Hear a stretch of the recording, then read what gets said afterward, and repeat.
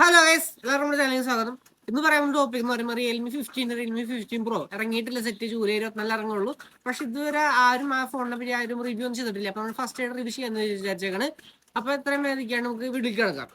July 24 set launch ആവുന്നത്. അപ്പൊ അതിനു മുമ്പ് നമുക്ക് കുറച്ച് ലീക്സും റൂമേഴ്സും കിട്ടിയിട്ടുണ്ട്. അപ്പൊ അതിനെ പറ്റി ആയിരിക്കും നമ്മുടെ ചർച്ചാ വിഷയം. ഏറ്റവും വലിയ മാറ്റം എന്ന് പറയുമ്പോൾ റിയൽമിയുടെ സീരീസിൽ ഫസ്റ്റ് ആയിട്ടായിരിക്കും 7000 mAh വരുന്നത്. അതായത് 7000 mAh ബാറ്ററിയും 80 വാട്ട്സ് ഫാസ്റ്റ് ചാർജിംഗ് വെച്ചിട്ടാണ് റിയൽമി 15 പ്രോ ഇറങ്ങുന്നത്. 15ഉം സെയിം തന്നെയാണത്.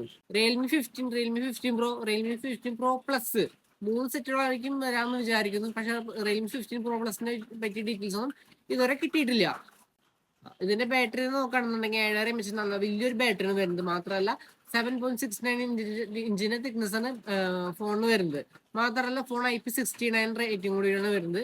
വെള്ളത്തിൽ നിന്ന് മിണ്ണറിയി പെട്ടെന്നൊന്നും കേടാവാൻ ചാൻസ് വളരെ കുറവാണ്. ഞാൻ പറഞ്ഞ ഒരു എമണ്ടം ബാറ്ററിയാണ് വെച്ചേക്കുന്നത്. 113 മണിക്കൂറോളം സ്പോട്ടിഫൈ പ്ലേ ചെയ്യാനും 22 മണിക്കൂറോളം യൂട്യൂബ് പ്ലേ ചെയ്യാനും പറ്റും. 22 മണിക്കൂർ എന്ന് പറയുമ്പോൾ 24 ഒരു ദിവസം ഫുള്ളും 12 മണിക്കൂറല്ല 22 മണിക്കൂറോളം യൂട്യൂബ് പ്ലേ ചെയ്യാൻ പറ്റും ഈ ഫോൺ വഴി. റിയൽമി 15 7800 എന്ന് പറയുന്ന പ്രൊസറാണ് വെച്ചത്. 7800 പ്ലസ് എന്ന് പറയുന്ന പ്രൊസറാണ് വെച്ചത്. ഡയമൻസിറ്റിയുടെ മിഡിയുടെ ഡയമൻസിറ്റിയുടെ പ്രൊസറാണ് വെച്ചത്. പ്രോ പ്ലസിൽ നോക്കുകയാണെങ്കിൽ 7S Gen 4 ആയിരിക്കും വരുന്നത് സ്നാപ്ഡ്രാഗന്റെ. 15 പ്രോ വെച്ച് നോക്കുകയാണെങ്കിൽ 7S Gen 4 ആയിരിക്കും വരുന്നത് സ്നാപ്ഡ്രാഗൻ പ്രൊസസർ. പക്ഷേ 15 ഡയമൻസിറ്റി ആയിരിക്കും വരുന്നത്. പ്രാവശ്യം ഡിസ്പ്ലേക്ക് ചെറിയൊരു വ്യത്യാസമുണ്ട്. സാധാരണ കർവ്ഡ് ഡിസ്പ്ലേ വരാറ്, പക്ഷെ ഇപ്പൊ 4D കർവ്ഡ് ഡിസ്പ്ലേ വരുന്നത്. അതായത് പറഞ്ഞെങ്കിൽ ഇപ്പൊ നമ്മുടെ കയ്യിൽ നിന്ന് ഒരു ഫോൺ താഴ്ത്തൂടെ പൊട്ടിയെന്നിരിക്കും. Curved display, flat display, 4D curved display എന്താവും നോക്കുമ്പോൾ റിപ്പയറിംഗ് കോസ്റ്റ് വരുമ്പോൾ 4D കർവ്ഡ് ഡിസ്പ്ലേയും സാധാരണ ഫ്ലാറ്റ് ഡിസ്പ്ലേയും ഏകദേശം റേറ്റ് അടുത്തടുത്ത് വരുന്നത്. പക്ഷേ കർവ്ഡ് ഡിസ്പ്ലേ നല്ല റേറ്റ് കൂടാൻ ചാൻസ് ഉണ്ട്. അതുകൊണ്ട് തന്നെ 4D കർവ്ഡ് ഡിസ്പ്ലേ വെക്കുമ്പോൾ കർവ്ഡിന്റെ ഫീലിങ്സും കിട്ടും. എന്നാൽ ഡിസ്പ്ലേ ചേഞ്ച് ചെയ്യുമ്പോൾ അധികം കോസ്റ്റ് ആവുന്നില്ല. ഇനി ഞാൻ പറയാം ഡിസ്പ്ലേയുടെ ക്വാളിറ്റി എന്ന് പറയുമ്പോൾ 6500 നിറ്റ്സാണ് പീക്ക് ബ്രൈറ്റ്നസ് കിട്ടുന്നത്. HB ബ്രൈറ്റ്നസ് ഇതുവരെ കൊടുത്തിട്ടില്ല. ലീക്സ് റൂമേഴ്സും കിട്ടിയിട്ടില്ല ഇതുവരെ.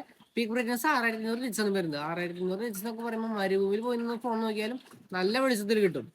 അപ്പൊ നമുക്ക് നമ്മളോട് നോർമൽ ലൈഫിൽ പുറത്തൊക്കെ നിന്ന് കോൾ ചെയ്യുകയാണെങ്കിലോ അല്ലെങ്കിൽ വീഡിയോ ഗെയിം കളിക്കുകയാണെങ്കിലോ പുറത്തൊക്കെ നിന്ന് വെയിലത്ത് നിന്ന് ഗെയിം കളിക്കുകയാണെങ്കിലും ആരും കളിക്കില്ല അങ്ങനെ വിചാരിക്കും. അങ്ങനെ ചെയ്യുകയാണെന്നുണ്ടെങ്കിൽ പോലും നല്ല വിസിബിലിറ്റി ഉണ്ടായിരിക്കും. 15 പ്രോയില് 50 മെഗാ പിക്സലിന്റെ മെയിൻ ക്യാമറയും 50 മെഗാ പിക്സലിന്റെ വൈഡ് ആംഗിളും സെൽഫി ക്യാമറയുടെ 50 മെഗാ പിക്സലിനാണ് കൊടുത്തേക്കുന്നത്. ബാക്ക് ക്യാമറ മെയിനിൽ സോണിയുടെ സെൻസറാണ് വരുന്നത്, IMX സെൻസറാണ് വരുന്നത്. ഇത്രയും കാര്യങ്ങളാണ് റിയൽമി 15 പ്രോനെ പറ്റി എനിക്ക് പറയാനുള്ളത്. പൂച്ച. അപ്പൊ ഇത്രയും കാര്യങ്ങളാണ് റിയൽമി 15 പ്രോനെ പറ്റി എനിക്ക് പറയാനുള്ളത്. പൂച്ച